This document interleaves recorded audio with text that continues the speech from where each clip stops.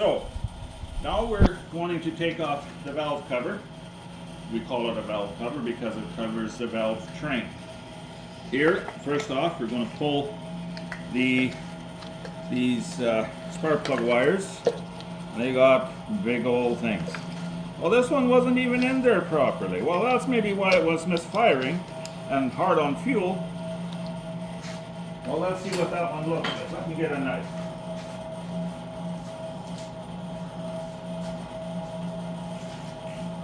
Sometimes if they're misfiring, you'll find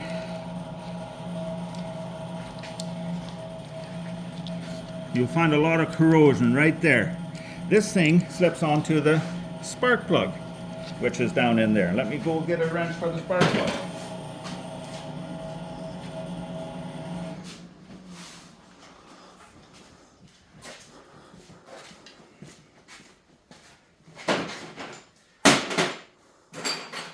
Well, this is something that I will tell you, don't do this at home because you're going to damage something. But I will do it right here. Now we need a magnet. Spark plug is down in the bottom.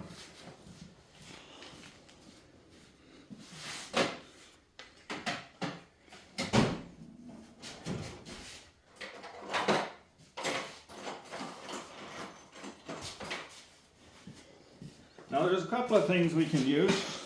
We can use a magnet, reach in, pull the spark plug out. Or you can use a tool like this, reach in, and it'll do that. Or one of these, push it on there as well. I use this one a lot to put the spark plugs back in. But right now I want to take it out. Spark plug supposed to be on there, nice and tight. And then when you go to pull it off, it pulls hard.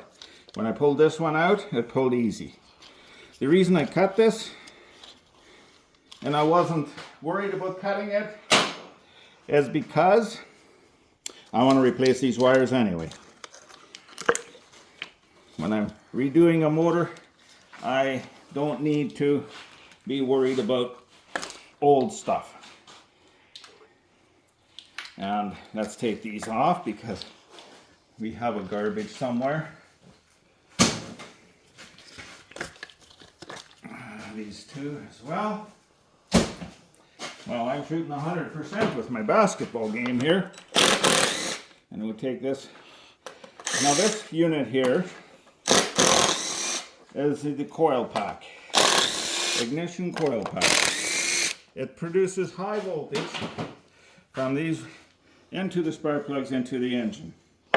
Now the input is 12 volts, and so you would have anywhere from 30 to 50,000 volts coming out of here. Now if we were to spark Joel with it, he'd be on the floor begging. I think we just found our bolts to pull that out. Okay, valve cover. Ah, wrong socket. No, I would never do that. I would always have the right socket right here. Now I'll use the right socket. Now one other thing here, I broke something when I pulled the engine, is this thing right here. There's a hose that goes on here, but where's that little thing that comes out where the hose goes on to? Well, I broke it off. This is called a PCV valve. Now nobody knows what that is. It's a positive crankcase ventilation valve. And it separates the oil from the air. So if your rings are bad in your piston and your compression going down, it comes out here and it reburns it in the intake so that we don't have any emissions. Some of these big trucks you see standing, like the older ones, they would have a plume of fog coming out from underneath the engine. That would be right from here. And that fog that comes out of the bottom there, that's usually not very nice smelling. So it's a good thing that they designed that positive crankcase ventilation system. And as always, there's junk and oil and dirt, and you gotta find your bolts. So we just go in there, and there, look at that. We got all the bolts off. There's the inside of the valve cover.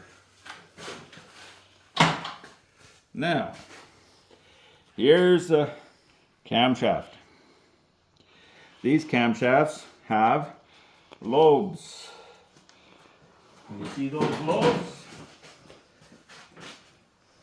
I need a gear. I will use this gear. It goes on this side. Okay, now over here, Joel, over here with the camshaft. These lobes are higher here than there, and when you, where's my flashlight? When you looked in there at the valves, this is the other end of that valve. Actually under the spring, right there. These lobes push down on the valves. And the other thing I want to point out is, on the older trucks, older engines like a 350 Chevy, they don't have roller rockers. Now these here, if you want to come around this way, these here are called rockers. This one, because it'll rock as this lobe pushes down on that. But let's try that. Okay, right there. See how it pushes down on the valve? Right under here is what they call a lifter, hydraulic lifter. It pushes up on the rocker, and with the oil pressure it holds it nice and tight, so when the lobe flips by that it doesn't rattle.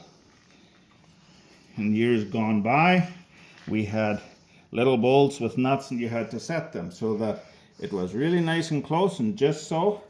We don't want the rockers to rattle, because anytime you have a rattle, you have wear.